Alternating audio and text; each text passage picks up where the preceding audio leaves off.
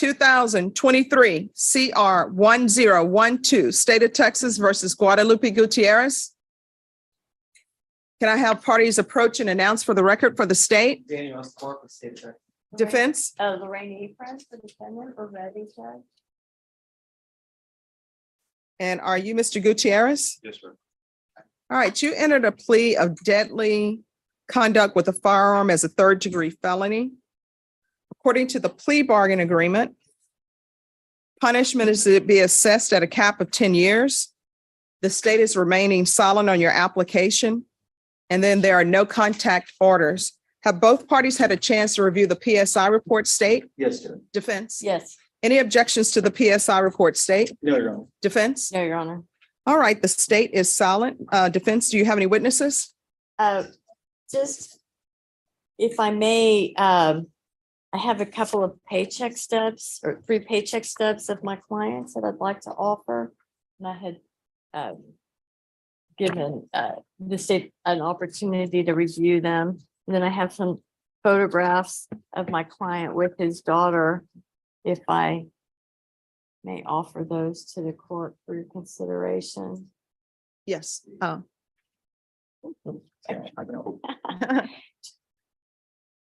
Judge, state sign. All right.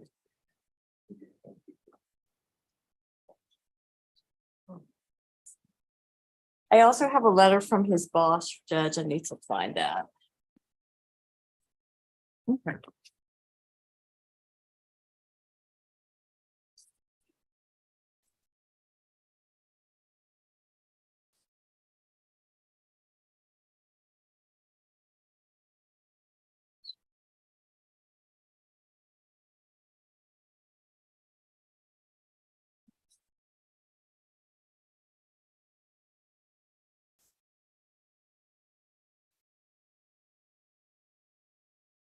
Oh, gosh.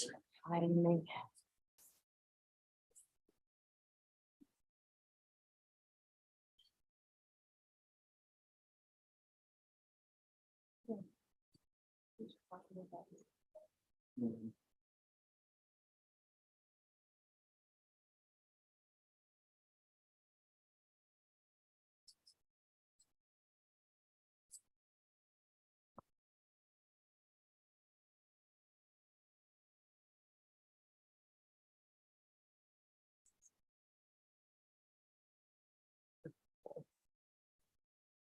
where would he have sent it from?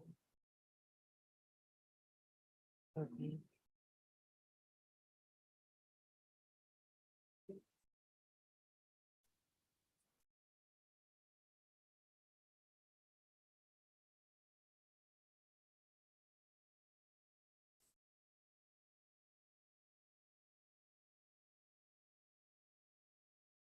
I'm looking for that letter from his boss, Judge. I All right, have if there's no objection from the state, if you want to make a proffer what the letter says, I do believe he's employed.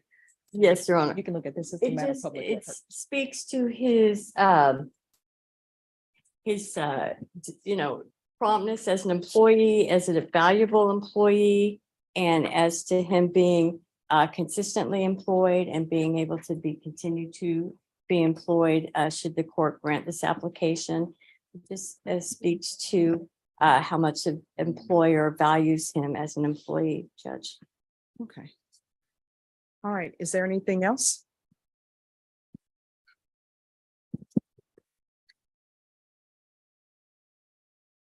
Mr. Gutierrez, on his behalf, Judge, has had a lot of time to reflect during the pendency of this case. He has 3 children, including a daughter whose picture I showed you, his biological daughter.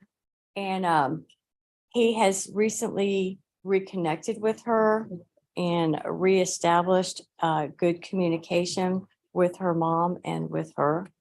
And he feels extremely motivated now between the opportunity he has at work to do well and his relationship with his daughter being very positive. And he wants to be able to continue in that path and show the court that he can do better. I see the PSI recommends intensive outpatient. I think their focus is probably alcohol. And if the court were to deem any other conditions of he would absolutely comply with whatever conditions the court would deem appropriate. He has been on GPS for a considerable amount of time while this case was pending. I think maybe since So it's been a year or 2 months. a year and 2 months, he's been on GPS with no violations. And I think that speaks to his motivation to do better and his respect for the court orders and his ability to be a successful probationer. And I hope the court will take into account, that's a significant amount of time. He was on full GPS house arrest, and then that converted to partial where he's been able to work, but no violations. And so we're hoping the court will give him an opportunity to show the court that he can be successful on probation. All right, but here's my concern and what I don't understand. How old are you? 37. You're 37. I don't understand going to a bar and people tell you to leave. And your answer to people telling you to leave is, I'm going back to my vehicle and I'm getting a gun and firing the gun. I don't understand that. So I don't know if he wants to be under oath to explain that to the court, but this is what I'm trying to wrap my head around. I don't understand why people's first answer to any situation is, let me go get my gun. And I know people, people seem to have a love affair with weapons. And if you want to have a love affair with the weapon, then you need to treat the weapon with respect, because the weapon can kill if it's in the wrong hands. And I'm just trying to figure out, there's an incident that happens. Somebody calls you out your name. Oh, let me go get my gun. I'll show you who I am. Somebody tells you to leave a bar because, I don't know, maybe you're intoxicated. Maybe there's some altercation. I don't understand why people don't leave. I would say that the offense report and PSI reflect that he says he had had 5 beers and 3 shots. So I would submit to the court that he was not thinking. Yeah, I mean, He to was- me, And I'm not saying that intoxication is a defense or mitigating at all. I'm just saying that, it causes a loss of impulse control. And I mean, I understand what you're saying, counsel, but sometimes I think alcohol gives people courage to do what they otherwise wouldn't have done, as opposed to, oh, my inhibitions are released. Yeah. So I don't know if he wants to speak to the court or not, because I'll tell you, I'm leaning towards sending you to prison. I haven't heard anything that would suggest to me that I shouldn't send you to prison, because I don't know somebody who takes some shots. I realize you were intoxicated. I'm reading it, but people put you out of the bar. And it's on Mother's Day too. It was 6 guys that took me out. Yeah, So because you wouldn't leave. When people tell you to leave an establishment, just leave. So I don't understand why I should give him deferred adjudication when he went to a bar. And according to things he's saying, somebody tried to come on to his fiance. That's when you leave. And they told him to leave. And maybe they were very rough and pushing him out of the bar. I will give you that. They were rough. They bruise you up, maybe push you out of the bar. But that's where you leave and go home. Hopefully you were not driving with those tequila shots. And then, or if you don't want to leave and you stay in the parking lot, you call the police, but you don't tell people, well, I'm going to show you who I am. And then you go to your vehicle and get your gun. Did your fiance say any, did his fiance say, hey, what are you doing? This is crazy. Let's just go home. I don't know if that's- Okay. The altercation at the bar wasn't good. I think that there were probably others there who also had weapons. Again, not to say that there's necessarily a defensive or mitigate, but maybe it's a little mitigating. It just turned out to be a very rough circumstance. I'm not making light of the offense because obviously it's serious. And I think that the PSI speaks to the alcohol being an issue and intensive outpatient.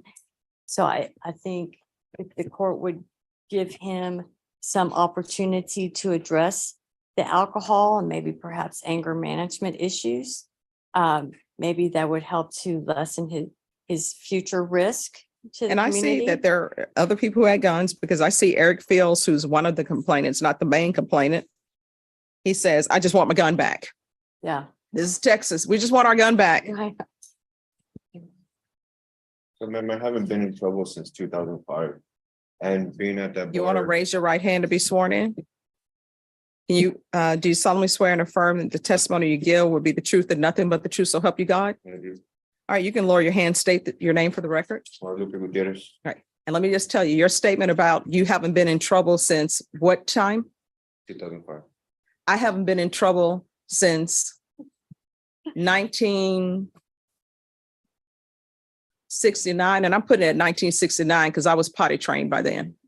And I didn't pick up any criminal cases. I always tell people when they tell me I haven't been in a gang, I don't do drugs, I haven't been in trouble. It's like, do you want a cookie for that? That's what you're supposed to do. So let's not start with, I haven't been in trouble since this date, because I'm looking at your criminal history and one of them is terroristic threat.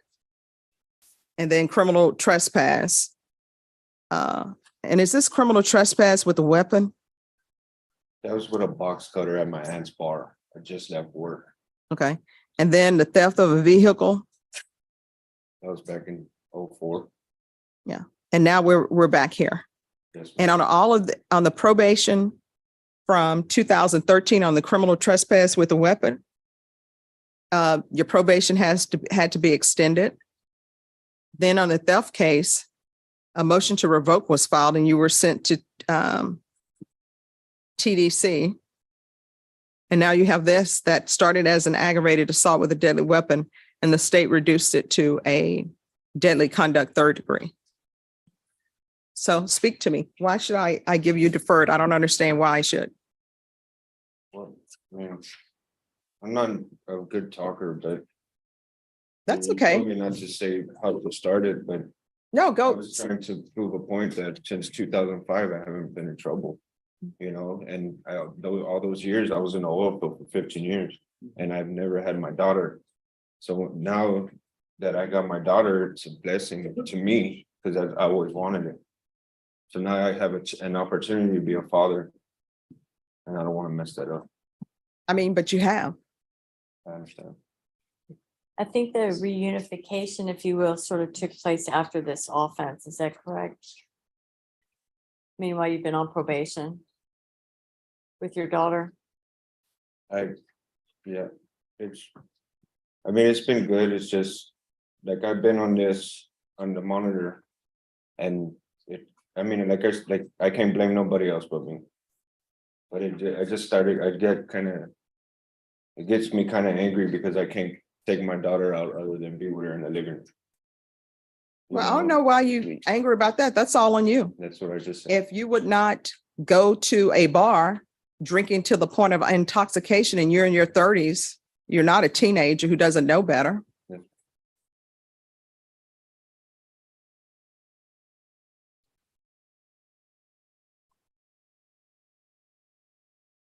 I think that if the court would give him an opportunity for some form of treatment, I think he would welcome that and appreciate that opportunity.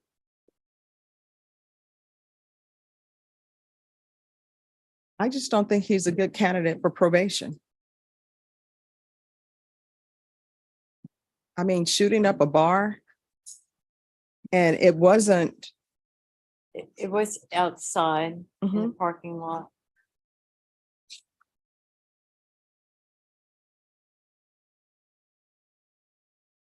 I see that. Hold on. Thank you.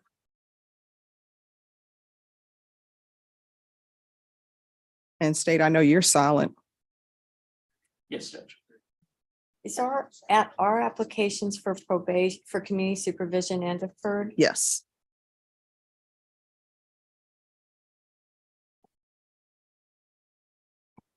I don't know if it makes a difference to the court. I don't think it necessarily does, but we can withdraw the deferred. Now, see, this is what I'm reading, and this is my problem. I can understand people being angry and getting upset with people. I honestly don't ever understand people pulling a weapon, because I always taught if you're going to pull a gun on somebody, you need to know that you to kill somebody, and don't pull a gun unless you're going to use it. That's what I was always taught. But what it says here in the police report that you stipulated to, I contacted Jason, who is the manager and point of contact for surveillance. Jason provided me with footage from one of the cameras. Jason said he was working on getting footage from the other cameras as well. The footage showed Guadalupe, that's you, being taken out of the bar. He walks to his car and pulls out a small handgun. Guadalupe pointed the gun in the air where 4 spent shell casings were found. Guadalupe and Melissa got into the vehicle and he pulls up to the curb. Eric can be seen in the corner near a white car. Guadalupe opens the car door and his hand extends out. Guadalupe then lowers his hand with the gun and points it toward Eric. I never pointed the gun at anybody. I mean, that's what they else. say is on the video. I mean, this is video. This is not. And I showed her that when I saw the video, I pointed it. Well, because it's surveillance, some parts of it are a little clearer than others, but as the car drives out, it's a little bit less clear because of the angle of the camera. Okay. All right. Is there anything else from either side? Another group state, Judge. No, Your Honor.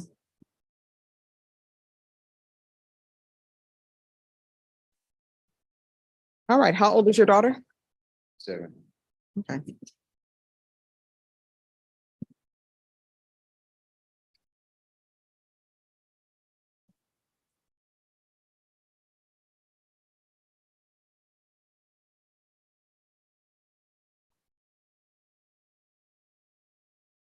All right, this is what the court is going to do. The court is going to find you guilty, sentence you to 3 years in the prison, give you credit for any time served. There's to be no contact with Eric Fields and Lefty's Draft House. Showing you what's entitled Trial Court Certification of Defendant's Rights to Appeal. Did you review that with your attorney? Did you understand it and did you sign it? Yes, ma'am.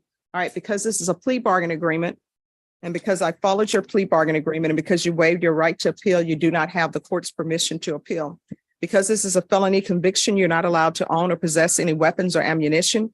If you have a question over what a weapon or ammunition is, you'll need to speak to an attorney. Do you understand? Yes. All right, good luck to you. I did take into consideration that you have a child and that you want to be in her life and do better, but you're going to have to start making better decisions. And it's obvious that you can't drink alcohol at all. So no alcohol, you understand? All right, good luck to you.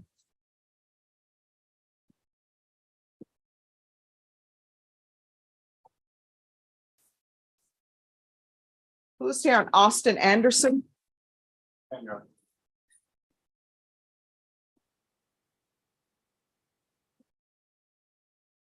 All right, so this is solicitation of prostitution. Yes, Your Honor. All right, and are you all on this case or is it going to be another division? It should be us, Judge. I didn't see any. Oh, All right, so where are we on discovery? We've received a discovery, Your Honor, and we've received an offer, state's recommending PTD on Oh. this case. Okay,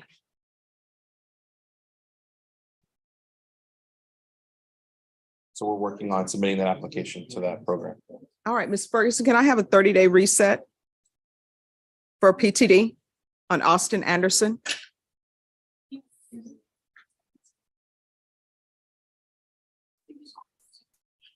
All right, we'll be back on August 10th.